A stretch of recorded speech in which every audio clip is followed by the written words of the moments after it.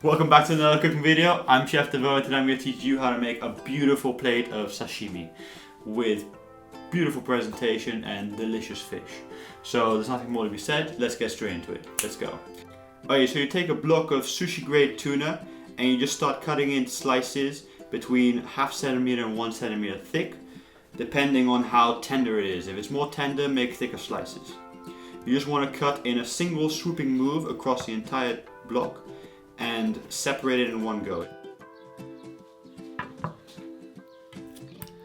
Now just put it to one side and then you take your tuna block and you pour over sesame seed oil and then you rub it into the tuna block.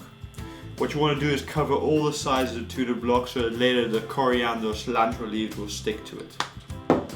Take your time to make sure it's fully covered, and once it's fully covered you want to take some freshly cut but dry coriander or cilantro, depending where you live, and just cover it over the tuna block. If it's not dried before you throw it on, it won't stick to the oil properly. So just keep that in mind. Okay, once you've properly covered your entire block, you just transfer it over to a scalding hot pan. You really want to hear that hissing, searing sound as soon as you drop into the pan. There we go, beautiful.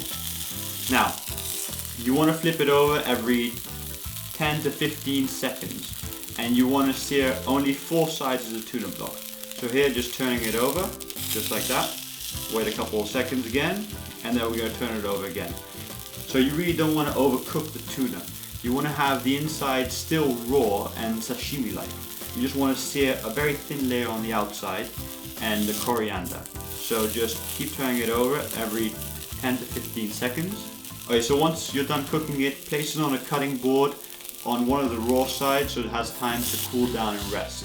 You don't want to have one of the cooked sides against a cutting board and have heat trapped in between the tuna and the cutting board, which will keep cooking your tuna. So now what you do is you take a block of sushi grade salmon and just place it on your cutting board, and you want to cut at a 90-degree angle to the fat line. So place it at 45-degree angle towards you. So you can just drag the knife straight down towards you. Place the knife at a 45-degree angle to the board and just slice through the fish in one motion. Now you do it again and you want to cut thin slices about 0.5 centimeter thick. Alright, if you need to at the end of the slicing motion, you can go in the opposite direction just to make sure that you completely cut the sashimi slice off the salmon block. Now just keep slicing through it. It should be like slicing through butter with a hot knife. If it's not, then you need a sharper knife. So I would recommend that check out my video on how to sharpen knives by clicking on the top left corner of your screen. So now you take your seared tuna block, which has had time to rest, and again just slice it like the first part of the tuna block, just simple slices straight down in a single swooping motion. Now I'm going to need a saw here a little bit because there's very little of the tuna left, so it's going to become more and more difficult and I'm going to have to feel my way through with a knife. But really you want to just do it in a single swooping motion from start to finish. Okay, this last part I'm really going to need a saw here because there's only 2 slices really. Okay, perfect. There we go. Now just move the tuna to one side and I'm just going to clean this right here. It's very important to clean. There we go. So I've prepared a couple things and now I'm going to plate up. I'm just going to spread out some thinly sliced cucumber and then just cut the edges off to make it a little bit neater. Okay, there we go. Now just put this to one side and grab a little bit of shredded carrot. Now I've shredded this with a cheese grater and then I placed it in some water for about half an hour to get a bit more crispy. Take your sliced cucumber and lay it against the carrot, like so. There we go. Alright, now what I'm going to do is I'm going to take my salmon slices and lay them across the board, overlapping each other just slightly in a straight line. And then what I'm going to do is just start rolling them up into a salmon rosette. You want to roll it up very loosely so that the salmon sort of falls apart on the plate and not too tightly. Alright, so just place it on the board. There we go, just like this. Looking great. Perfect. Okay, so now just take a little bit of grated radish. Again, I grated this on a cheese grater and left it for half an hour inside some water. Okay, then I'm going to take my seared tuna slices and lay it up against the cucumber slices, just like so. Then I'm going to take a lemon, slice it in half, and then at a 45-degree angle to the center line, I'm going to slice some very thin slices, about 1 to 2 millimeters thick. I don't need many, about 10 to 15 slices will do, just like so. Then I'm just going to spread them out in a diagonal line, and this just adds a little bit of life to the plate, a nice extra color, and just makes it look a little bit more fresh. So just lay it up against the tuna. There we go. Perfect.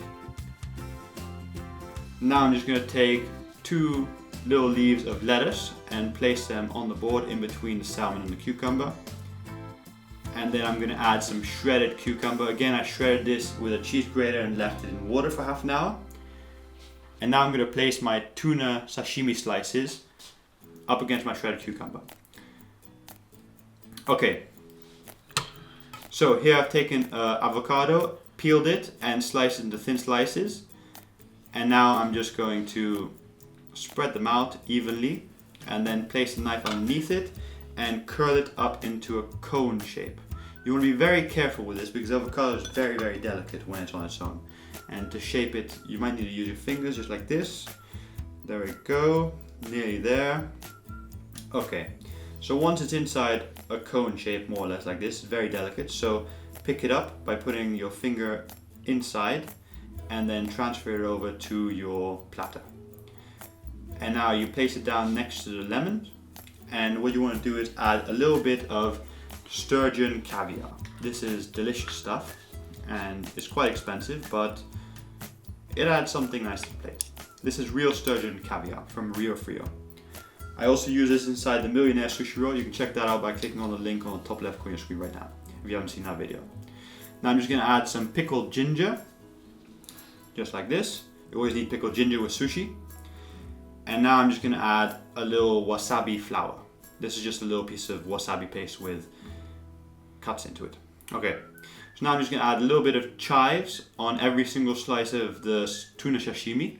This just adds a little extra touch, a little bit more color, a little bit more vivid presentation. It's all about what you see and then what you taste. So this just adds a little something. Okay, so there we go. Sushi platter done. So there we go. This is the end of the video. I hope you enjoyed it. And if you want to see more sashimi videos, hit the thumbs up or like button down there somewhere. Hell, just hit the like button anyway. You know, it helps me out. Okay, so if you want to get the same plate that I used inside this video, it's an awesome plate. I think it's actually a cutting board, but whatever. You can check it out by clicking on the bottom left corner of your screen. It ships worldwide and there's also a place to buy it in Europe. So check it out. I get a small commission from everyone sold, so it helps me out and you get an awesome plate. Okay, so check out all my other videos by clicking on the right now and subscribe to my channel by clicking on the top left corner of your screen. Thanks for watching. I'm Chef Devaux. See you next week.